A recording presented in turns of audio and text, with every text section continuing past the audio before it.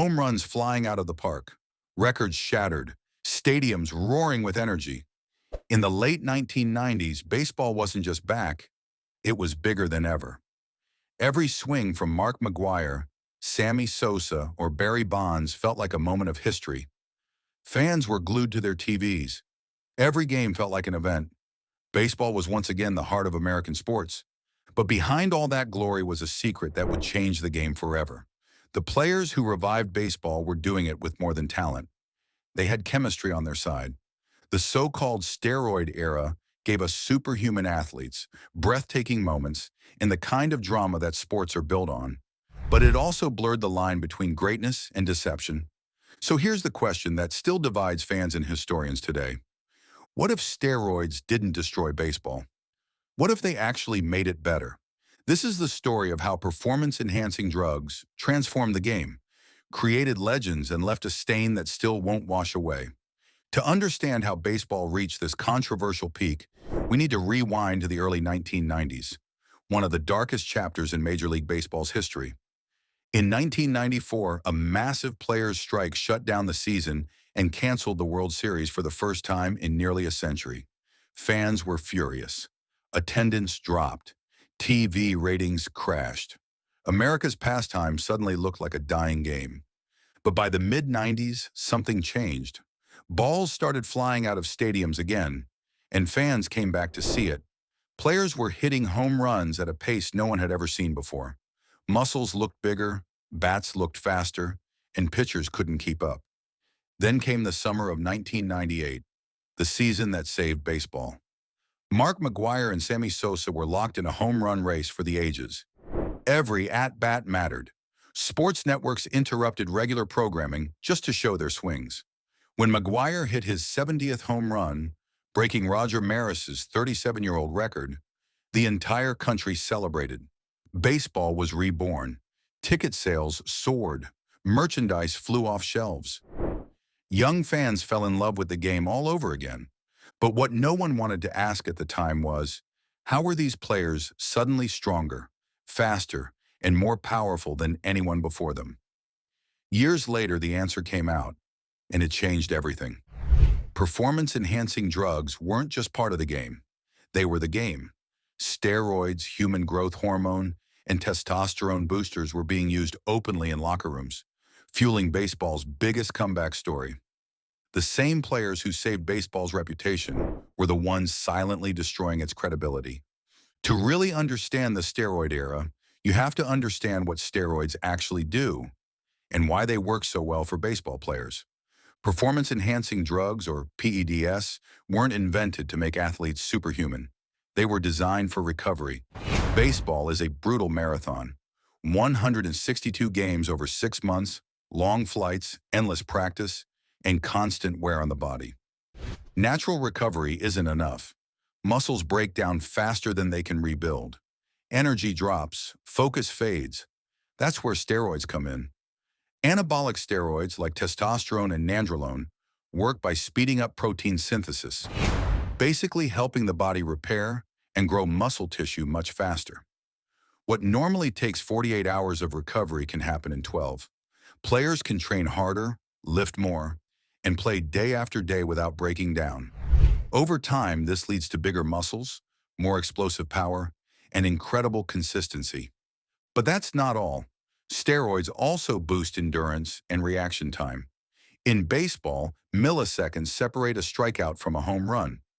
Enhanced reaction speed means players can adjust to 95-mile-per-hour fastballs just a little quicker, and that tiny edge can change everything. Let's take Barry Bonds as the perfect example. Before the steroid boom, Bonds was already a great player, a 3-time MVP, elite hitter, and Gold Glove outfielder. But in his late 30s, when most players start slowing down, Bonds got better. In 2001, at age 36, he hit 73 home runs, breaking McGwire's single-season record. His on-base percentage that year? .515.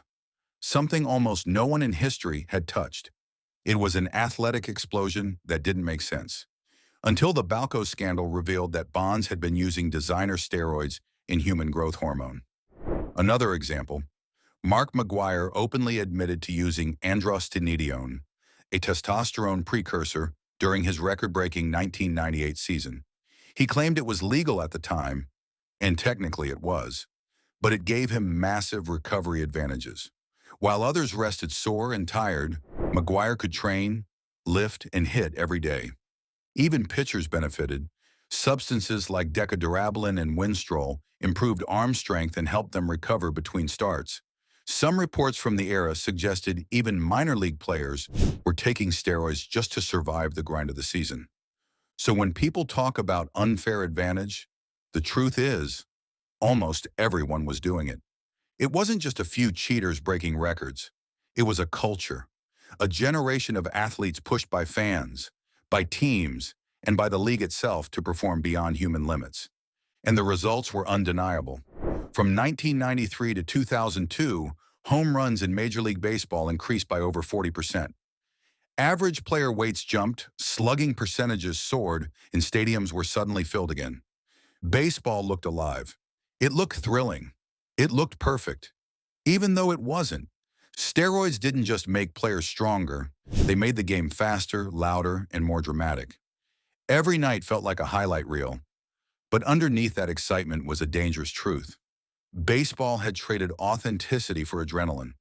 It's easy to call it cheating now, but at that moment, no one, not the players, not the teams, not even the fans, wanted to stop it, because for the first time in decades, baseball was too good to question.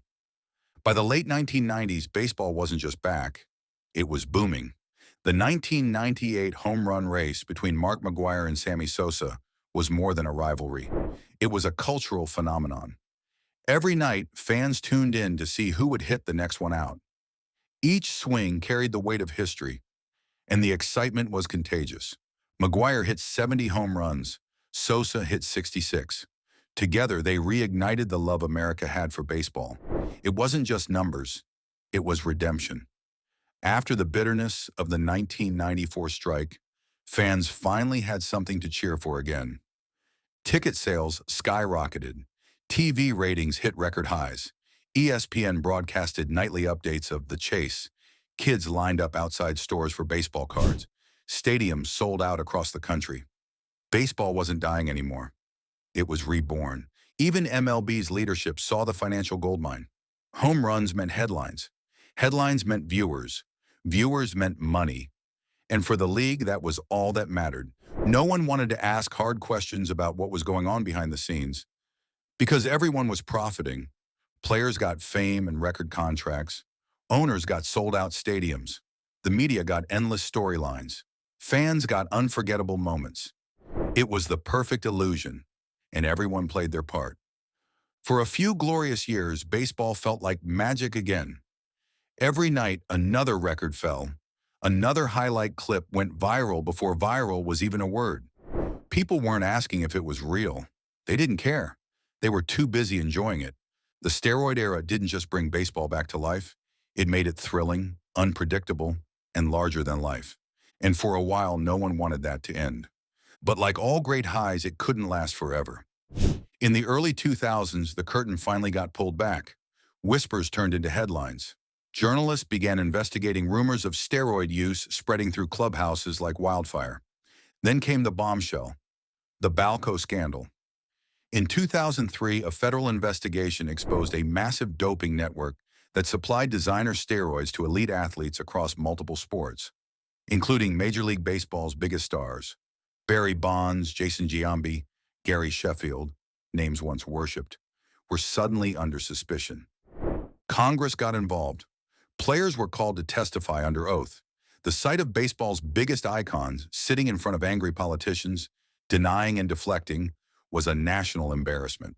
The same players who were celebrated as heroes were now branded as cheaters. Mark McGuire avoided questions with his now infamous line, "I'm not here to talk about the past." Rafael Palmeiro looked straight into the camera and declared, "I have never used steroids." Months later, he tested positive. The hypocrisy was everywhere. The same league that had quietly turned a blind eye for years now pretended to be shocked. MLB introduced mandatory drug testing and tougher penalties, but it felt like damage control, not reform. The fans were betrayed, the records felt tainted, and suddenly those magical home runs didn't feel so magical anymore. Players like Barry Bonds, Roger Clemens, and Sammy Sosa became symbols of baseball's moral decay. Despite their incredible achievements, they were denied entry into the Hall of Fame. But here's the irony. Those same players had saved baseball from collapse just a few years earlier. The truth was complicated. Baseball wanted the power, the fame, and the money that steroids brought. It just didn't want the blame. When the illusion shattered, it wasn't just the cheaters who paid the price, it was the entire sport. When the dust settled, baseball was cleaner, but it wasn't the same. The home runs slowed down. The stats dipped. The once electric atmosphere began to fade. Games felt quieter, slower, more ordinary. And that's when the real question began to surface. Was baseball actually better when everyone was cheating? Because for all the moral outrage, those years were unforgettable. Records fell. Legends were made. Fans were passionate again. The steroid era might have been dirty, but it was alive. Maybe baseball without steroids is purer. But was it ever this exciting? If you think the steroid era destroyed the game, drop a thumbs down in the comments. If you think it made baseball better, smash that like button and subscribe because we're just getting started.